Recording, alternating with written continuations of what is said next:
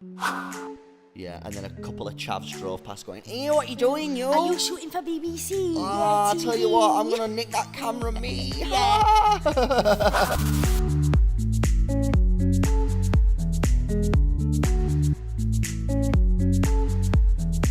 Hi, it's Jonny and Ruby from Isaac, and we are back in the treehouse today for another episode of Isaac Chats, talking to you all about our showreels. Ding, ding. Ding, Ding, ding. You idiot. We just wanted to have a chat, didn't we, Ruby, really? Like, Yeah.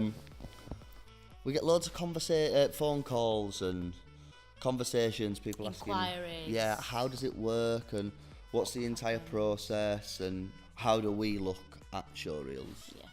So we thought we'd maybe, kind of give people a bit more of an idea of our angle and how we look at it, don't we? But first off, what's some of your favourites? One of the favourites is when we was in the graveyard and we was so wary about filming in a graveyard. Yeah. And everyone was walking past and like looking at us, and we was like talking to a headstone, and like actors were talking to headstones, and and it was just awkward. It like felt it a was bit just, grim. Yeah. It felt a bit grim. What's yours? What, best funny moment? Yeah, funny moment actually. Funny moment. Not favourite, we'll do favourite. But funny. I mean, one lass turned up and they just did not know the lines whatsoever. So they tried to get away with reading it off the phone whilst on camera. Yeah, because their character was on the phone at the time, so they tried to get away with reading it off the phone, but it was like, well, it was unusable. Innit? Yeah. It was it unusable. terrible. But favourite. Favourite? I mean, it's a tough one to call. I really do like Lottie Brown's. Lottie Brown's is good. It's different. Lottie Brown's, yeah. It's not your typical showreel. It's like, it's a movie. Everyone thinks I'm mad, but I'm not. Well, maybe a little, but Mum said everyone is allowed to be a little bit mad. You just have to keep it to yourself, whatever that means. I mean, I like the story behind it, because what happened is kind of like this parent got in touch and basically said, my kid's got a new agent. And so she was like, the agent has requested to see this young girl in 2 different genres, and one of them was fantasy. Oh, yeah. And I never had, we'd never had that dialogue where agents before or getting specific requests. And Especially obviously, fantasy, because it's different. that's what I mean. And like when you're working on a 2-man band, turning around and saying, fantasy, please. Yeah. It's tough, but like, so I think creatively, we really got ourselves out of the one. I liked it. Yeah. I liked it, and it looked good as well.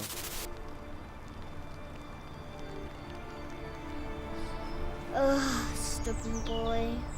Yeah. What about your favourite? I've got to say Terrell's.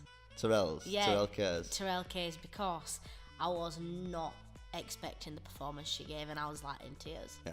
But the whole thing, like the writing of it was like, obviously you like sat down and really thought about it and wrote it. So obviously reading it, you was like, wow, this script is good. But and then when she just, I think it's the best bits is when it all comes together and you see the final thing and you're like, holy Woo, yeah. crap, that's a good one. Yeah, because That was a good we shot one. that at the end of a proper long day in that church, and it worked. We wanted to do it right. It took a while, did that one. They're my favourite memories of her. Us talking and her just listening. It didn't matter what about. I could have been talking about my dolls or some guy that had just broken my heart, and she'd still hang on to every word. Even as a little girl, she just made me feel so important. Writing that, it were again like a funny story. Like Terrell, she kind of said, look, I want something dramatic, and she said, I don't have any ideas, it's up to you. And she went, but I'm going to give you this monologue that I used to do when I were a kid. And she said, and obviously it's near and dear to my heart, and so if you can do out with that, give it a go. And this monologue were about this little kid kind of like losing a grandma. Yep. I was like, how am I going to get that into a scene, like this monologue, do you know what I mean? That's it. So Monologues are hard with screen. yeah, But we figured it out, and I'd actually lost my grandma only about 4 months I before that, remember. and I didn't dare speak at my grand's funeral because I would just have been a mess. I'd have been an absolute mess. So it was kind of nice for me to write what I'd have probably said. Yeah, you know what I mean? Which is cool. Yeah, it was. It was an emotional night. Yeah, it was. It was good though. It was good. It was really good.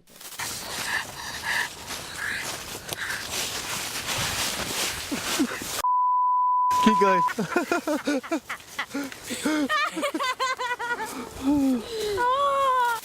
I suppose people at home are kind of wanting really us to just delve a little bit into like The process of it. Like obviously you deal a lot with the production of it all. Well, obviously when someone gets in touch, we do give them like get the headshots or pictures of them and see like how old they are, etc, etc. And we do like say to them, is there any ideas you've got? Because obviously it's their show reel. Yeah. It's their what they want to show themselves. It's what they want to show off. So we say, would you like something more comedic, light-hearted? And then I then send that off to the team, well, in the incredible team of writers that we've got, and see what they can come up with the clients. Kind of like either very Ideas. vague or sometimes quite specific in it. Literally, I had someone the other day that said, I've seen what you do, trust you, just go away and write me 2 amazing contrasting scenes. So to the writers, I didn't give them anything, nothing at all. But and then sometimes I get where they're like, well, I'd really like it to be set in, or when, Oh, which one? pawn shop. Oh, Robbie Durham. Yeah. Sexy Robbie Durham. I love Robbie When Durham. Robbie got in touch and said, is there any chance he could use this guitar he's got? So then we obviously incorporated that into the scene.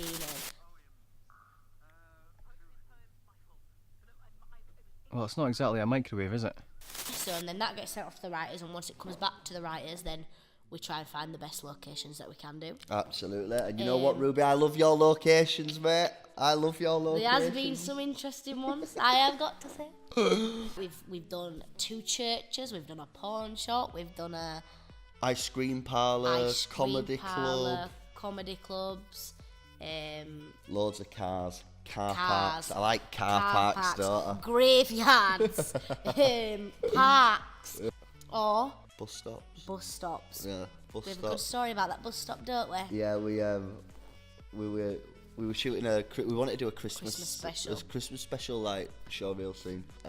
Comedy and it- scene, really funny. Yeah, it was absolutely great, but it was kind of like shot at about 6 o'clock on an evening, late November. It was probably about -4. Windy. Yeah, and then a couple of chavs drove past going, "Hey, what you doing, yo?" Are you shooting for BBC? Oh, Yeah, I tell you what, I'm TV. gonna nick that camera, me. Yeah. Oh, it was I'm just telling a you, nightmare. They were. And we were all freezing. We were all getting so aggy because we just all wanted to go home. None of us could feel his toes or his fingers. But what that scene did show me is it with that whole thing of it were like, you know, it's really important for us to get it right on the day, make people feel comfortable, you know, make sure that it's at its best before we're even shooting, you know. But that was one of the first times that I come into touch with like the elements and been like, whoa, post-production yeah, like, was hard. and it kind of, and the scene turned out absolutely great, and it kind of, I suppose it was a bit of a learning curve for me, just been like, wow, you really can save so much in post. Yeah. Like, Well, and it's amazing. we have learnt that along the way, like some of the stuff that we've saved in post. Yeah. Wind's a killer. Colour, wind, Yeah, wind, colour, lighting. lighting. Yeah, it can Yeah. be a mess. I said, what are you doing? I'm just looking for something. What, in a bin? Yeah, in a bin. You know, kind of like a showreel. That the entire idea of it is to manufacture what would seem to be taking out of A show. either one show or a series of shows, and you obviously want to show as much versatility as possible. Yeah. Whereas we more focus on, instead of manufacturing that, we more focus on actually telling a complete story. Yeah. And putting someone in the story that's written. Yeah, it's written around that client, but it's got a definitive beginning, middle, and an end. You know, whether it's for comedic or it can dramatic be a purposes. standalone. And yeah, and a standalone short film. that's yeah. what I mean. It works as its own full piece because we think that offers a few nice things. It offers people you know, that experience on set, if they are lacking experience on set. Obviously, we've got over 20 years professional, you know, industry insight. Experience. And so we bring that to our set.